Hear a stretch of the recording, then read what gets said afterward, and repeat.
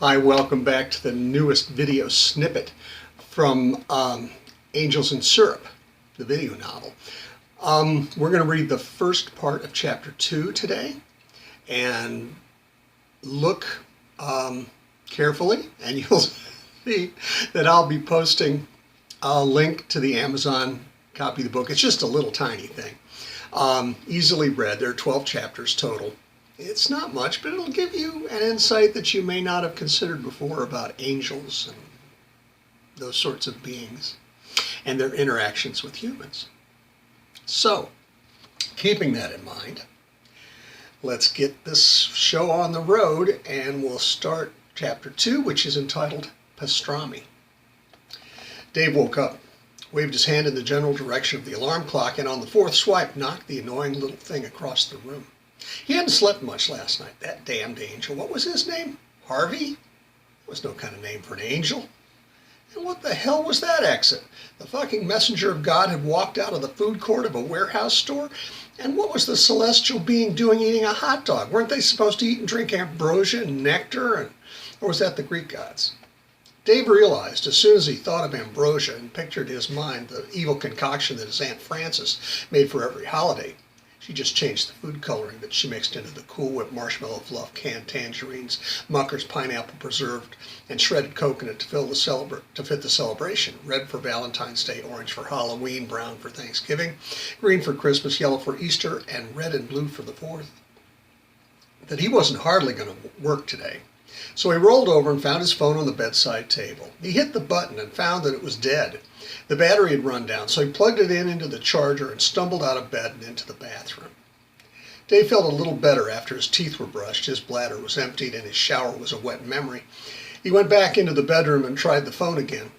There was enough charge now, as long as he kept it plugged in as he used it. Hello, Darlene? Dave. Yeah, from the copy room. I'm feeling sick, so I won't be in today. Yeah, well, thanks. I hope so, too. Bye.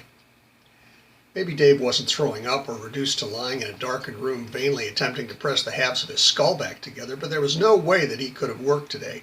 He had met an angel yesterday and learned its name while enjoying a Savesco hot dog combo. If that didn't count as a legitimate indisposition, what did? And as he reflected upon his experience and its after effects, Dave was more than a little surprised that he had been able to get out of bed, go to the bathroom, and call in sick to work without passing out. But he had. So far, so good. Maybe he could just concentrate on successfully doing a few other humdrum, ordinary, normal things. And if he managed those, maybe he might be able to try something more meaningful tomorrow. Maybe. So Dave padded into the kitchen wearing a fresh pair of boxers and his Midst of the Midwest 5K t-shirt. He'd never participated in any Ks of any number, but an old 12-night stand Darlene had given it to Dave before she had decided that he was a worthless piece of shit. Bast was sitting in the kitchen linoleum in a pool of sunlight waiting for breakfast, and since Dave was aware enough of the priorities that far outweighed anything that might involve himself, he attended to getting Bast fed and watered first. After the only really important part of Dave's morning was thus accomplished, he found a bowl in the dish rack and poured it half full of cornflakes and covered those golden brown flakes with 2% milk from the half-full gallon jug in the fridge. He put the bowl on the kitchen table and returned to the dish rack for a spoon. Dave managed to eat the entire bowl and slurp the milk that remained without spilling a drop. Then he remembered that coffee would help. He took the spoon and bowl to the sink, rinsed them both, and set them in the dish rack.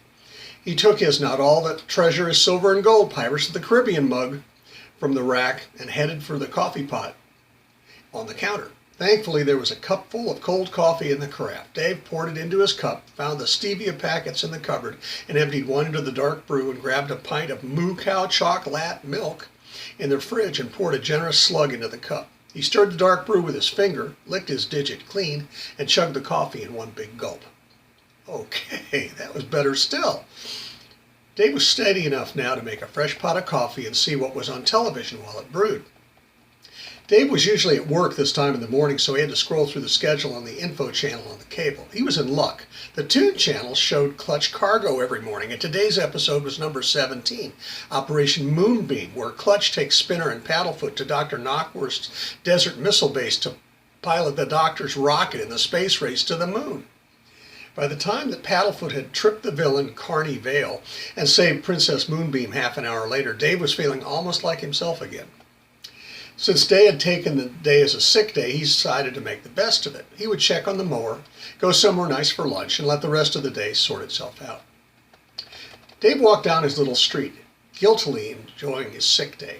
It was a beautiful sunny day. All the kids were in school, so it was quiet and peaceful, and everyone in town with a car had apparently forgotten that this street was here. The little houses that Dave strolled past, yes, strolled, since Dave had nothing really to do, he was able to walk at a more leisurely pace than he normally would and enjoy the soft sounds of birds chirping. The feel of the fresh breeze on his face, the faint bouquet of lilacs from the bushes in someone's front yard, and the half-naked woman sitting about 45 feet up in the branches of an old oak tree. Dave took it all in, until the thought of a muscular woman with long braided blonde hair that reached to her knees, wearing a shining blood-red vest that looks as if it were made of thousands of tiny interlocking rings of gleaming steel which showed off her pale, perfect breasts, forced its way into Dave's brain. And then Dave looked her way again, and she raised a drinking horn in a toast to him. That's when Dave's sorely challenged brain told him to look away. Dave looked back ahead of him at the recently mowed lawn of Little Craftsman-style bungalow, but now that he realized what he thought he had seen, he stopped and turned around to look back at what must have been an hallucination, a gloriously beautiful delusion, but a figment of his imagination nonetheless. But there she was, and she smiled and waved at Dave. Dave had not been raised in a barn by wolves, so he returned the woman's greeting, smiling perplexedly at her. When she saw his reaction, she laughed, a soft little laugh that sounded almost like a choir of tiny bells. When he heard this, Dave turned back around and continued his walk to check on the lawnmower.